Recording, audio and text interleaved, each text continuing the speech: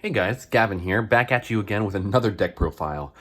Since I topped the extravaganza, I haven't really had the urge to play the game recently, so I got really bored of Dinosaur. And because of that, I picked up Salad. Salad is one of my favorite decks. I always come back to it every format. Even when it's not necessarily the best, I always think it's fun to try it out. And today, it's actually been kind of killing it. It got first place at the PPG. That wasn't me, but it did. And it inspired me to come back to it. And yeah, here's my list. The list is going to look a little weird. It does not look like regular Salad used to. And we'll see when we get into the profile. Here I have one Gazelle. This is a one-card access code talker, or a Link 4. This card is insane. If you get to Gazelle, you usually win the game. It's like multi-faker. You just keep revealing it, keep summoning it. You're going to have so much advantage, you just blow your opponent out. And then this is where it's going to get controversial. We have one Spinny and one Foxy. These used to be played in multiples. You used to play triple-triple or triple-2, but as time's progressed, we don't need these cards as much anymore. They're good extenders, but with Spinny and Foxy, they're level 3s. And we don't play Mirage Stallion anymore. And because we don't play Mirage Stallion, we need to, forge a new deck, forge a new game plan. The new game plan is to kill. And you want to get into Access Code Talker or Link 4 and just murder them, or you go into the transcode combo. And these don't really progress your game state as much. Spinny does, Foxy does, but only in late game. They can progress in early game too, but they're just not as impactful as Jack Jaguar. So because of that, and since they're always searchable, since we have triple Signet mining and a circle, we don't have to max out on them anymore. I might continue to test it and put Spinning to 2 or Foxy to 2, but until then, 1-ofs are fine. It's never really come up that I've wanted more of these. The games I do lose, I don't have a Salad in hand, so I might bump 1-up, but so far, these ratios are fine. Nothing I've really, nothing's bothered me. Next, we have a double Jaguar. The reason why you play 2 Jaguars is because we are on Desires. You don't want to banish this off of Desires. This just keeps you going and helps you grind out. You can grind out Eldritch with this deck very easily. And all you have to do is just keep pumping out resources. This allows you can Heat Leo someone multiple times throughout a game just because this card exists. Or you can always trigger your Sunlight Wolf to grab back a monster from your graveyard. So running this card at multiples is very, very good. And you always want it in your graveyard as well. It's always good to see it in your hand with Buffalo, which we'll get into later. One Falco. This allows you to just keep recurring your spells and traps. Honestly, it's okay. If it didn't have the effect to bounce Gazelle back to hand or bounce back a Salamangreat, it wouldn't be as good. Please note that on the effect where it says bounce back to hand, it does have to bounce back to hand to resolve, sorry. So let's say you have a Spinny that was special back from the graveyard and you try to bounce it back with Falco. The Spinny will be banished and Falco will not summon. Or the biggest rookie mistake is when you summon Balinx and you try to summon Balinx, bounce it back for Falco for whatever reason. You're not summoning Falco, you just negged. I'm sorry, man. I don't know why it works like that. It just does. And that is all the Salamangreat monsters. We only play 6. I might bump it up. 6 seems really small, but they're just extenders at this point. They help you extend in order to get to a kill, and they allow you to get into Salamangreat monsters in the extra deck, so that's all that matters, honestly. Now we have the Cypher's extenders, being a triple Parallel Exceed. I was trying the deck without this for a very long time, but you need this. Any Salamangreat and a Parallel Exceed allows you just to kill your opponent. It's an OTK, it's a rank 4, it's honestly anything you want. This card is insane. I don't know why it's a common. They could have made this a secret and I'd understand. It's just so good for Cyphers, honestly. Every game you see this and it resolves, you win. And then, as we got into before, we have Triple Flame Buffalo. I want to try Lady Debug. I was not able to get my hands on a Debug, so I haven't tried it. But honestly, Triple Flame Buffalo is not bad. Pitching a Cybers to draw 2, always good, especially if it's a Salamangreat. And you can just pitch another Buffalo or pitch a Parallel Exceed. Like, late game, this is always live. Early game, because we're playing 6, 12 Cybers, it's a little questionable, but it gets the job done. If you draw 2, like, you're in such a commanding position. So that's all of our monsters that we want to summon. And now here are the monsters that you don't necessarily want to summon. Well, this is the one monster you don't want to necessarily summon. These you do. So for hand traps, we have triple Ash. Ash is pretty much a Salamangreat monster, honestly.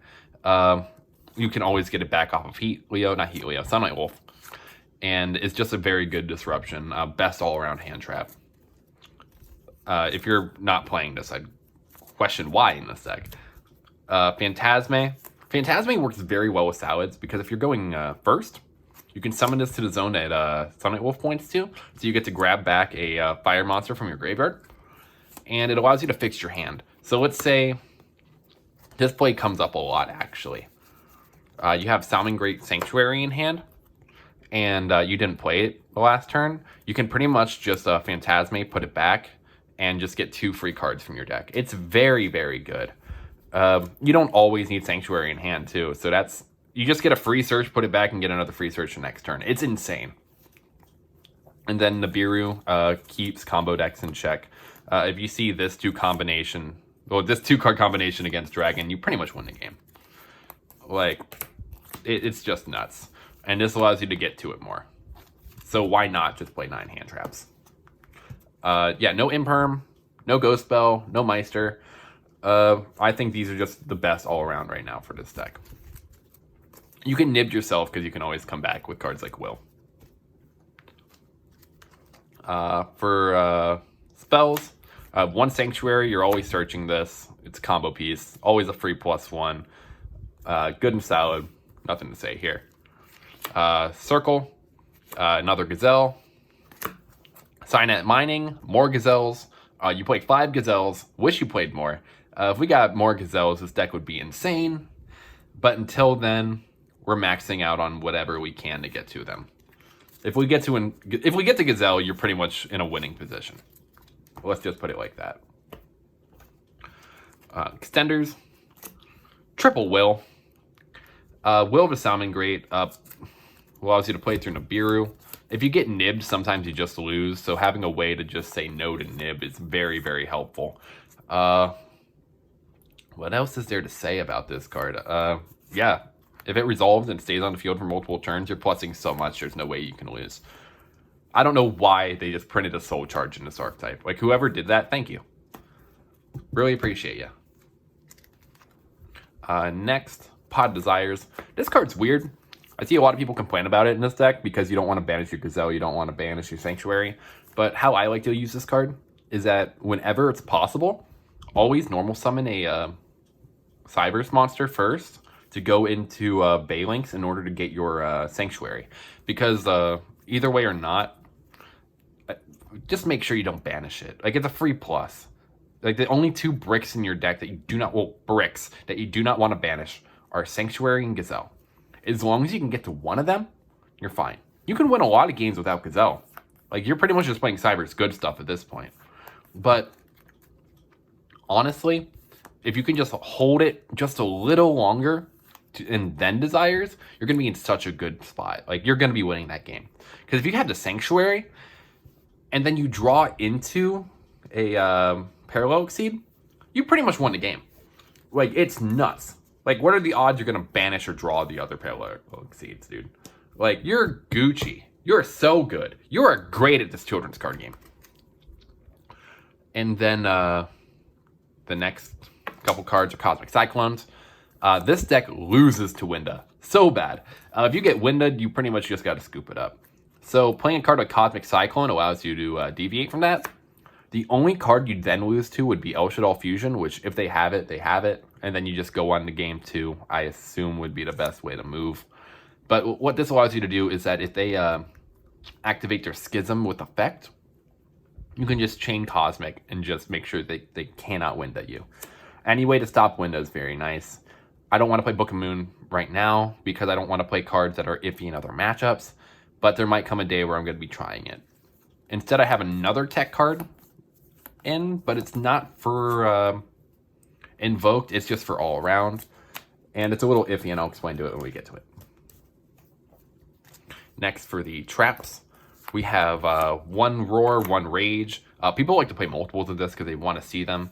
But honestly, you can win games without them anyway. So there's no reason to max out on a certain one. Even if you banish it off of Desires, it's not the end of the world. If you draw into them off of Desires, though, you're good at Yu-Gi-Oh! But you don't need them. They're nice to have. Turn 1, they're very nice, but you don't absolutely need them. Rage, if you don't know, is a non-targeting pop up to the link rating. So let's say you make a relinked Heat Leo, you have a free pop 3. Jesus Christ, the pop 4 would be insane. Or Balinks would be a pop 1. Or if it's not relinked, you just send a Salamangreat monster from your hand or field to the graveyard. They both come up. And then Roar is just an Omni Negate. It's your Judgment. It's insane. Actually, better Judgment. This negates monster effects. Insane. Cracked. And then for my tech option, I have Triple Strike. This makes me a lot worse going second, but it also gives me an opportunity that I can just, set it strike whatever they do. I think it's good. I personally really like Solemn Strike. Just being able to strike a summon feels really nice when they're trying to kill you. Like to go in a Boral Sword, you just strike it. Like, what are they gonna do? Yeah, I just like the punish of this card, honestly. It's a personal preference. If you don't want to play this, Triple Book of Moon would also just be a move. Really, any other card for this spot might be good. Crackdown, I've been thinking about. There's a lot of nice options.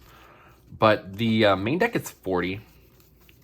There's a lot of cards I want to cut and try. Again, strikes could just be other extenders in the main deck, like maybe playing another Foxy or a Spinny. But other than that, let's get over to the extra deck. The extra deck is going to look a little funky, and I'll explain it as we go through it. But there is some standard stuff. Salamangreat Balinks is insane. Free link 1 that gets the field spell. It's nuts. It's free. Triple Sunlight Wolf. What is there to say? This is pretty much makes your deck work. Recycle spells and traps. Allows you to recycle monsters. It's just crazy, dog. You can just always just keep recycling your Gazelle. Or Ashes. You can recycle Ash with this. Or Flame Buffalo. It's nuts, bro. Then Heat Leo for back row decks. Even for aggro decks, honestly, you can use a second effect to target a 0 attack monster or low attack monster in your graveyard. It's usually what you do. And then make a monster on your opponent's side of the field just have that much attack. It doesn't come up that much, but when it does, you're in such a commanding position. And the back row spin. I don't know why I just neglected that, but against trap decks, you just win because you just go into Heat Leo and just spin them back. Crazy. This is how you're winning most of your games. 1 copy of Update Jammer and 1 copy of Transcode Talker. So if you guys don't know the combo, any 2 Cyberse monsters pretty much gets you to this combo. Where, let's say you have any Link monster right here, or any monster, and you have an Update Jammer. What you do is that you turn these 2 into a Transcode Talker. Use the effect of Update Jammer so that Transcode Talker gets a second effect. Second attack. Bring back Update Jammer. They both gain 500. So this is at 25 and this is at 28. And this is 81 damage direct. So 81 damage direct. And Update Jammer has another effect where any effect that really activates in a damage step, I'm pretty sure, just cannot activate. I believe it's the effect. If an opponent's monster is destroyed by battle and sent to the graveyard, inflicts down damage. Oh, that's another thing. It burns? This card burns! These 2 are just insane. There's another combo you can do with this where you turn these 2 into an access code. I personally don't have an access code at the moment. I've been testing it online. If you're on DB and you're testing this, I'm going to have a 15 slot open. You guys will see when we get to it. But yeah, this is nuts. Salad's crazy. Having just in deck OTK is really nice. Another thing you can do here is that instead of summoning back the update jammer, if you're trying to go for a long game, this prevents targeting of these two monsters. So I think it's like any co-linked monster between them just cannot be targeted. So now you can just keep, you have a 2300 attack Sonate Wolf, and you just get to keep recycling Rages and Roars. Kind of nuts if you ask me. One Nightmare Phoenix, it's a fire. Usually going to be co-linked, so you're going to get a draw off the discard and pop. I like it, it's crazy. One Lingeribo, it's a trap negate, so if you're up against a trap deck, you just always have a way to play around their trap cards. It's a negate and banish, so it's a Schism in the back row. Cool. Tribute this. Negate banish Schism, so they're not getting it back off of Construct. Crazy. And then I'm playing rank 4s. Baguska and Abyss Dweller. This is skill drain, and they can't attack. So pretty much just like a Mystic Mine, honestly, if it's in defense. For any monster in defense position. So let's say they get a Link monster, they can attack. They can do whatever they want. But most decks just can't do that at the moment. Then Abyss Dweller just negates graveyard effects. Pretty good against Shaddolls. For the 15 slot, I'm testing Ningirsu. This card's kind of poopy butthole though. So I'd suggest probably just playing Axis Code Talker if you can get to one. If you can't, Borlo Dragon, Borosword Dragon are both very good. And that is all with my deck profile. Yeah, I've been testing this. I might post an updated list here soon for when I'm, working on it more. But for now, this is what I got. This is Chadvin signing off, and you guys have a great day.